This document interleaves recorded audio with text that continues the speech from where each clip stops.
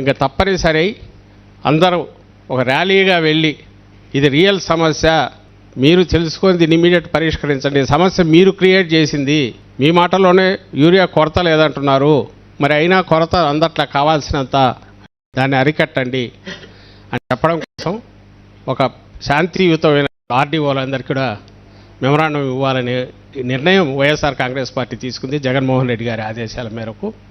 అందులో భాగంగా 9వ తేదీ ఈ ర్యాలీలు జరుగుతాయి. ఇది మొత్తం రైతుల సమస్య. దాదాపు రాష్ట్రంలో 2/3 జిల్లాలు ఇక్కడి వరకు మన బాగా acute shortage in the sense వీళ్ళు క్రియేట్ చేసింది. బ్లాక్ మార్కెట్ 200-300 ఎక్స్ట్రా ఇస్తే తప్ప బ్యాగ్ దొరకట్లా. సో మిగిలిన చోట్ల కూడా మద్దతు ధరల ప్రాబ్లమ్స్ ఉన్నాయి. ఇప్పుడు టమాటా కూడా ప్రాబ్లం మొదలైంది, మద్దతు ధర దొరక్క. ఉల్లి ఆల్రెడీ ఉంది, బత్తాయి వీటికి అదే ప్రాబ్లం ఉంది, బొప్పాయి ప్రాబ్లం ఉంది, అన్ని చోట్ల ఉంది. గవర్నమెంట్ చేయాల్సిన జగన్మోహన్ రెడ్డి గారు ఆ రోజు చిన్న పార్టీ రాగానే ఇమ్మీడియట్ ఏం చేయగలమనేది చూసేవాళ్ళు, ఎంత చేయగలమనేది తర్వాత. ముందు ఫస్ట్ మేము ఉన్నామనే భరోసా ఇవ్వాలి. తీసి మార్కెట్ ఇంటర్వెన్షన్కి అదే పనిగా సపరేట్ నిధి పెట్టి 3,000 కోట్లు ఎప్పుడు అవసరమైనా గవర్నమెంట్ వెళ్ళి ముందు కొంత ప్రొక్యూర్మెంట్ స్టార్ట్ చేసి ప్రైవేట్ వాళ్ళు కూడా దిగేట్టు మోటివేట్ చేయడం, ఎంకరేజ్ చేయడం చేసేది.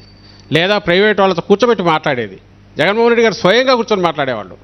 అది ఆ రోజు జరిగింది. ఈయనకు తీరిక ఎక్కడుంది?